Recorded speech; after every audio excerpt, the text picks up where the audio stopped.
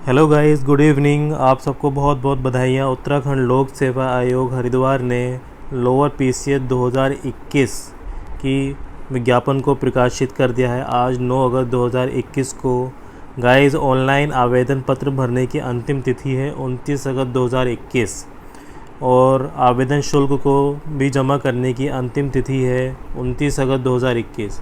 Guys बहुत कम time बचा है और आप सब तैयारी कर लीजिए फॉर्म भरने की। बट फॉर्म भरने से पहले आयोग द्वारा एक अति महत्वपूर्ण निर्देश दिए गए हैं जिनको मैं आपको पढ़कर सुनाना चाहता हूं और समझाना चाहता हूं, जिससे कि आपको फॉर्म भरने से पहले किसी भी दिक्कत का सामना ना करना पड़े। चलिए गाइस शुरू करते हैं। अभ्यर्थी अपने ऊर्ध्वाधर एवं क्षैतिज आरक्षण से संबंधित धारित सभी श्रेणी उप श्रेणी का अंकन ऑनलाइन आवेदन पत्र में अवश्य करें। आरक्षण का दावा न किए जाने की दशा में रिट याचिका संख्या इतना राधा मित्तल बनाम उत्तराखंड लोक सेवा आयोग में माननीय उच्च न्यायालय नैनीताल द्वारा पारित आदेश इतना तथा विशेष अनुज्ञा याचिका एस के में माननीय उच्च न्यायालय द्वारा पारित आदेश के क्रम में अभ्यर्थी को आरक्षण का लाभ कदापि अनुमन्य नहीं होगा। आरक्षण विषय प्रमाण पत्र आवेदन पत्र भरने की अंतिम तिथि तक अभ्यर्थी द्वारा अवश्य धारित करना चाहिए। मीन्स कि गाइस इसका मतलब ये हुआ कि आप फॉर्म में जो भी आपकी आरक्षण में कैटेगरी है और जो भी सब कैटेगरी है उसको ज़रूर भरना है। और आवेदन पत्र की अंतिम तिथि यानी कि 29 अगस्त 2021 तक आपको जो भी प्रमाण पत्र का वो बना लेना चाहिए। अगर आपका प्रमाण पत्र उसके बाद का बना हुआ होगा तो गाइस जहाँ तक मेरी समझ में आ रहा है कि आपका फॉर्म रिजेक्ट हो जाएगा। बाकी आप जो लोक सेवा आयोग का जो इन्होंने नंबर दिया आप उससे भी कांटेक्ट कर सकते हैं। ठीक है ओके। अगला है अभ्यर्थी यह सुनिश्चित कर ले कि वह ऑनलाइन आवेदन पत्र भरने की अंतिम तिथि अर्थात 29 अगस्त 2021 तक विज्ञापन में वर्णित अनिवार्य शैक्षिक अर्हताएं एवं अन्य अर्हताएं अवश्य धारित करता हो। ठीक है।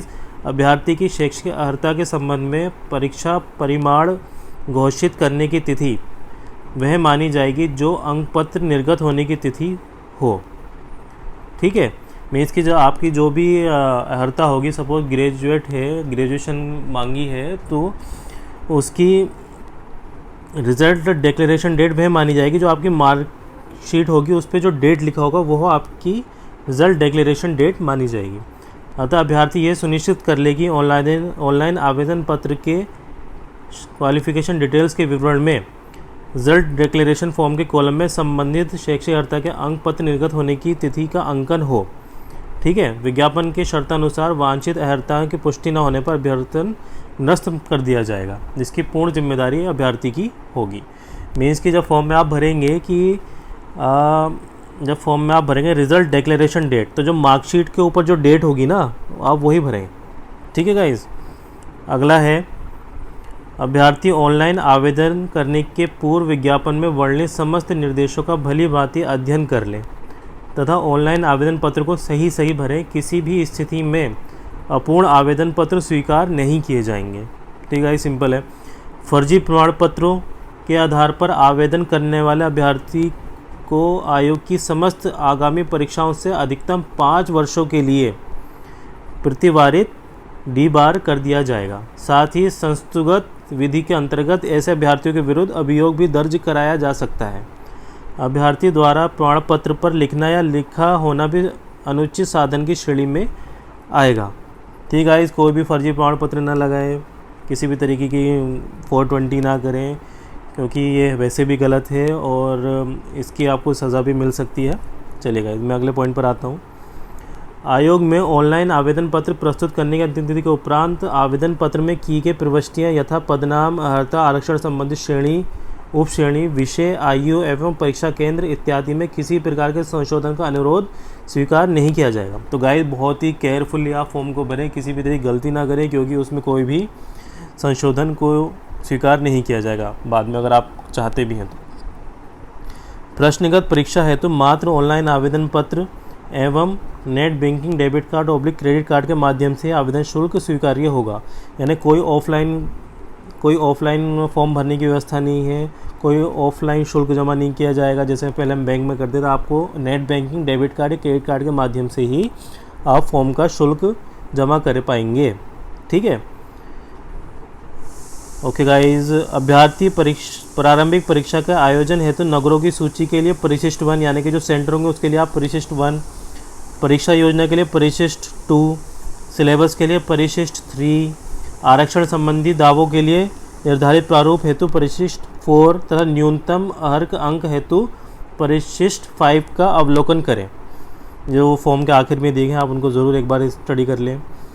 आवेदन के प्रारंभिक चरण में ऑनलाइन आवेदन पत्र की प्रिंट आउट हेतु प्रति अथवा किसी प्रकार का प्रमाण पत्र आयोग कार्यालय में जमा प्रेषित करने की आवश्यकता नहीं है।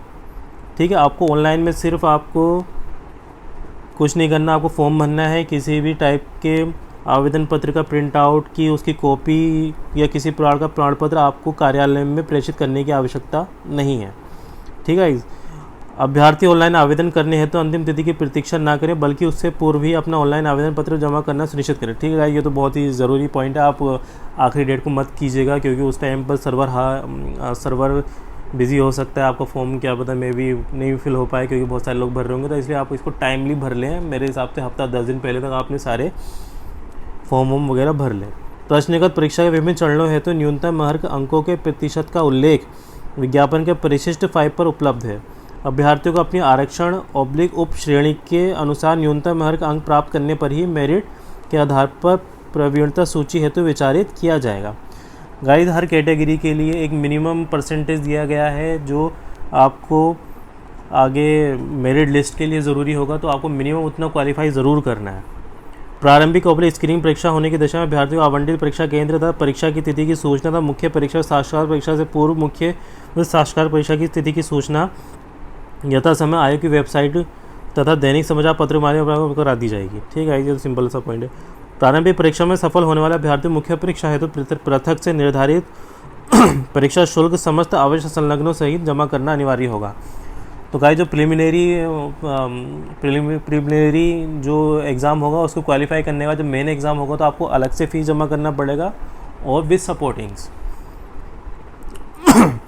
ये गाइस ज़रूरी है। ऑनलाइन आवेदन पत्र स्वीकार किए जाने की निर्धारित अंतिम तिथि समय के पूर्व तक आवेदन पत्र में त्रुटि होने पर अभ्यर्थी अपना आवेदन रद्द कर सकता है, किंतु इस दशा में जमा किया गया शुल्क वापस नहीं होगा, अर्थात अभ्यर्थी को संशोधित नवीन ऑनलाइन आवेदन पत्र के सापेक्ष पुनः आवेदन शुल्क जमा करना होगा। ठीक है, तो आप ये समझ गए होंगे कि अगर सपोज़ आपने कोई फॉर्म फिल कर दिया और उसकी फ़ीस भी जमा कर दी और आप चाहते हो कि मैं इस फॉर्म में को दोबारा भरना चाहता हूँ, आपसे कोई गलती हो जाती है, आप उसको कैंसिल कर सकते हैं। आप दोबारा फॉर्म आखिरी डेट से पहले भर सकते हैं, बट आपके जो पहला वाला फॉर्म होगा उसमें जो फ़ीस जमा होगी वो आपको वापस नहीं होगी। ठीक है, इस क्लियर। उत्तराखंड लोक सेवा आयोग द्वारा सम्मिलित राज्य अवर अभियंता सेवा परीक्षा 2021 के रिक्त पदों पर सीधी परीक्षा के माध्यम से चयन हेतु ऑनलाइन आवेदन पत्र आमंत्रित किए जाते हैं। अब गाय रिक्तियों का विवरण है, मैं आपको बता देता हूँ। टोटल सम्मिलित जो पद हैं वो 190 हैं। रिक्तियाँ घट में बढ़ भी सकती हैं। रिक्तियों का विवरण निम्नवत है। गाय रेवेन्यू डिपार्टमेंट में नायब तहसीलदार के पद के लिए 35 टोटल पोस्ट हैं, जिसमें जनरल, अनुसूचित जाति, अनुसूचित जनजाति, ओबीसी और ईडब्ल्यूएस के लिए अलग अलग श्रेणीवार पद दिखाए गए हैं। इसी तरीके से होम डिपार्टमेंट में डेप्यूटी जनरल के लिए 27 पद हैं टोटल। इसी तरीके से food safety, supply and consumer affairs के लिए के डिपार्टमेंट में सप्लाई इंस्पेक्टर के टोटल 28 पद हैं। इसी तरीके से मार्केटिंग इंस्पेक्टर के 50 पद हैं। लेबर डिपार्टमेंट के 9 पद हैं। Labour enforcement officer, excise department में एक्साइज इंस्पेक्टर के टोटल 10 पद हैं। पंचायती राज डिपार्टमेंट में टैक्स इंस्पेक्टर के टोटल 2 पद हैं। Sugar cane development and sugar industries department में कैन डेवलपमेंट इंस्पेक्टर के टोटल 23 पद हैं और खांडसारी इंस्पेक्टर के टोटल 4 पद हैं। ठीक है। अब ये इन पदों को अलग अलग इनमें क्या क्या क्वालिफ़िकेशन मांगी है वो दिखाया गया है। नायब तहसीलदार को हम सबसे पहले लेते हैं। नायब तहसीलदार में टोटल कुल पद हैं 35 और ये समूह ए का अराजपत्रित अंशदायी पेंशन युक्त यानी कि एनपीएस वाला पद है। इसका वेतनमान होगा 44,900 से 1,42,400, ये लेवल 7 में आएगा। और इसकी शैक्षिक अर्हता, ये गाइड बहुत इंपॉर्टेंट है, इसको ज़रूर आप पढ़ लें। भारत में विधि द्वारा स्थापित किसी भी विश्वविद्यालय से स्नातक उपाधि या सरकार द्वारा उसके समकक्ष मान्यता प्राप्त कोई शैक्षिक अर्हता। ठीक है, इसमें ग्रेजुएट मांगा है या गवर्नमेंट या ग्रेजुएशन के इक्विवेलेंट अगर कोई क्वालिफिकेशन है वो। अधिमानी अर्हता है प्रादेशिक सेना में कम से कम 2 वर्ष की अवधि तक सेवा की हो या एनसीसी कोर का बी सर्टिफिकेट प्राप्त किया हो या नायब तहसीलदार की क्वालिफिकेशन मांगी गई है। इसी तरीके से उप कार्यपाल है, उसमें टोटल 27 पद हैं। वेतनमान 35,400 से 1,12,400 लेवल 6 का है। शैक्षिक अर्हता मांगी है विश्वविद्यालय से स्नातक की उपाधि या उसके इक्विवेलेंट। ठीक है। दूसरा मांगा है जो ज़रूरी है, देवनागरी लिपि में हिंदी का कार्यकारी ज्ञान। अधिमान अर्हता मांगी है प्रादेशिक सेना में 2 वर्ष की न्यूनतम अवधि तक सेवा की हो और एनसीसी कोर का बी सर्टिफिकेट या सी सर्टिफिकेट प्राप्त किया हो। अन्य अनिवार्य अर्हता मांगी है, अन्य मैंडेटरी है जो यानी कि शारीरिक दक्षता मांगी है, फिजिकल एफिशिएंसी। पुरुषों के केस में मांगा है पर्वतीय क्षेत्र को छोड़कर सामान्य पिछड़ी जाति तथा अनुसूचित जनजाति के लिए अभ्यर्थियों के लिए ऊंचाई मांगी है 165 सेंटीमीटर तथा पर्वतीय क्षेत्रों के अभ्यर्थियों के लिए ऊंचाई मांगी है 160 सेंटीमीटर, यानी कि जो हमारे पहाड़ के जो कैंडिडेट होंगे उनके लिए 5 सेंटीमीटर का रिबेट है, एवं अनुसूचित जनजाति के अभ्यर्थियों के लिए 157.5 सेंटीमीटर का ऊंचाई होना चाहिए। इसी तरीके से पर्वतीय क्षेत्रों को छोड़कर यानी कि जो प्लेन के होंगे उनमें सामान्य और ओबीसी तथा अनुसूचित जनजाति के लिए सीने की माप छाती बिना फुलाए 78.8 सेंटीमीटर तथा फुलाने पर 83.8 सेंटीमीटर मांगा है। इसी तरीके से पर्वतीय क्षेत्र एवं अनुसूचित जनजाति के अभ्यर्थियों के लिए बिना फुलाए 76.3 सेंटीमीटर और फुलाने पर 81.3 सेंटीमीटर होना चाहिए। तो गाइज़ आप ये ज़रूर अपना देख लें, अपनी हाइट वगैरह चेक कर लें। अगर आपकी हाइट ओके है तो जो सीने का फुलाव मांगा है उसकी तैयारी कर लें, आप उसके लिए एक्सरसाइज कर सकते हैं। इसी तरीके से जो आई साइड मांगी है वो 6x6 मांगी है। इसी तरीके से जो महिला अभ्यर्थी हैं उनके लिए भी अलग अलग हाइट और मांगा है और उनका मिनिमम वेट 45 kg अनिवार्य मांगा है और साइड भी 6x6 मांगी है। टिप्पणी क्या है, अभ्यर्थियों की चिकित्सा परीक्षा के लिए विनियमन वही होंगे जो सरकार द्वारा समय समय पर विहित किए जाएंगे, यानी कि आप सब कुछ इसमें मेडिकल जो फिटनेस के लिए जो नियम होंगे वो होंगे जो गवर्नमेंट द्वारा दिए गए हैं। इसी तरीके से पूर्ति निरीक्षक है, इसमें टोटल 28 पद मांगे हैं। इसका जो लेवल 6 का इसका वेतनमान होगा और शैक्षिक अर्हता में स्नातक की उपाधि मांगी है या उसके इक्विवेलेंट और देवनागरी लिपि में हिंदी का भी अच्छा ज्ञान होना चाहिए। अधिमान अभ्यर्थी में प्रादेशिक सेवा में न्यूनतम 2 साल की अवधि और एनसीसी का बी और सी सर्टिफिकेट या एनएसएस सी सर्टिफिकेट प्राप्त किया हो। ठीक है। विपणन निरीक्षक के 50 पद हैं। वेतनमान लेवल 6 का है। शैक्षिक अर्हता वही मांगी है, ग्रेजुएट मांगा है या उसके इक्विवेलेंट और देवनागरी लिपि में हिंदी का भी अच्छा ज्ञान होना चाहिए। अधिमान में वही कॉमन है, प्रादेशिक सेवा में 2 वर्ष की न्यूनतम अवधि और एनसीसी का बी और सी सर्टिफिकेट प्राप्त किया हो। श्रम प्रवर्तन अधिकारी, इसमें टोटल 9 पद हैं। लेवल 6 का वेतनमान है, राजपत्रित और एनपीएस युक्त होगा। शैक्षिक अर्हता वही मांगी है, किसी विश्वविद्यालय से ग्रेजुएट की उपाधि या उसके इक्विवेलेंट कोई क्वालिफिकेशन हो। अधिमान अर्हता में प्रादेशिक सेना में 2 वर्ष की सेवा की हो या एनसीसी का बी सर्टिफिकेट प्राप्त किया हो। आबकारी निरीक्षक में टोटल 10 पद दिए गए हैं और इसका जो वेतनमान है वो ज़्यादा है, ये लेवल 7 का वेतनमान है। शैक्षिक अर्हता मांगी है गाइज, किसी भी विश्वविद्यालय से स्नातक की उपाधि या उसके समकक्ष। अधिमान अर्हता में वही प्रादेशिक सेना में 2 वर्ष की न्यूनतम अवधि और एनसीसी का बी सर्टिफिकेट प्राप्त किया हो। और आबकारी निरीक्षक में जो शारीरिक स्वास्थ्य अलग अलग मांगा है, हाइट मांगा है, जनरल के लिए 166.67, वही महिला के लिए 152 सेंटीमीटर, अनुसूचित जाति के लिए 160 सेंटीमीटर और महिला होने के केस में 147 सेंटीमीटर, पर्वतीय क्षेत्र के केस में 162.6 सेंटीमीटर और महिला अभ्यर्थियों के लिए 147 सेंटीमीटर। इसीलिए जो सीने की माप हो पुरुष अभ्यर्थी के लिए सामान्य व अन्य वर्ग के लिए 78 सेंटीमीटर बिना फुलाए और फुलाए जाने पर 83.8 सेंटीमीटर।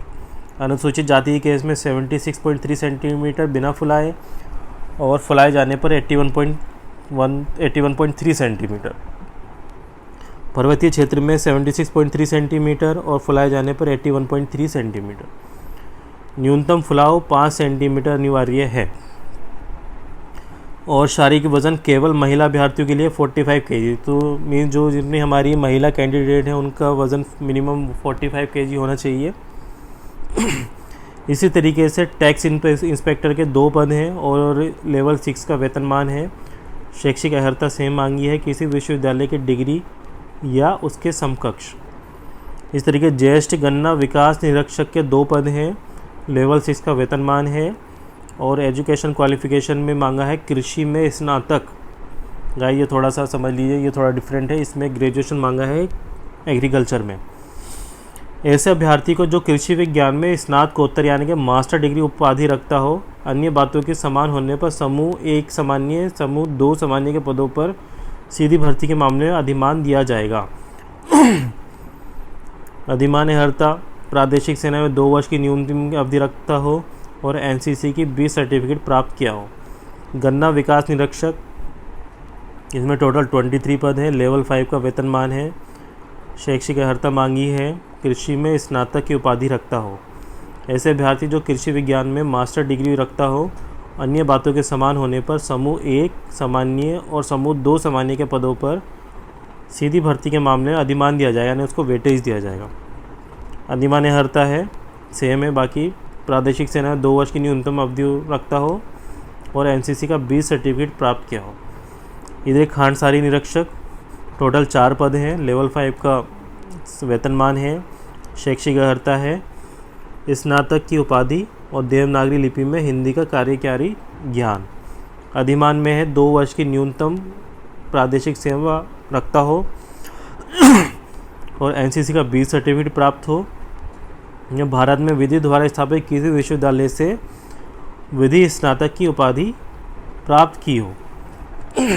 विधि स्नातक आई थिंक इसका लॉ LLB टाइप का कुछ होगा, वो आप मालूम कर सकते हैं टोल फ्री नंबर पर। गाइस ये बहुत इम्पोर्टेंट है। आयु सीमा 21 वर्ष से अधिकतम 42 वर्ष निर्धारित है। आयु गणना की निश्चायक तिथि 1 जुलाई 2021 को अभ्यर्थी की न्यूनतम आयु 21 वर्ष तथा अधिकतम 43 वर्ष से अधिक नहीं होनी चाहिए। आई थिंक ये 42 वर्ष होगा। अर्थात अभ्यर्थी का जन्म 1 जुलाई 2000 के पश्चात तथा 2 जुलाई 1978 से पूर्व का नहीं होना चाहिए। ठीक है। इसी तरीके से अनिवार्य ऑब्लिक वांछित कुछ कंडीशन दी गई हैं जो आप ज़रूर पढ़ लें गाइस। अधिकतम आयु सीमा में छूट भी की कुछ कंडीशन दी गई है।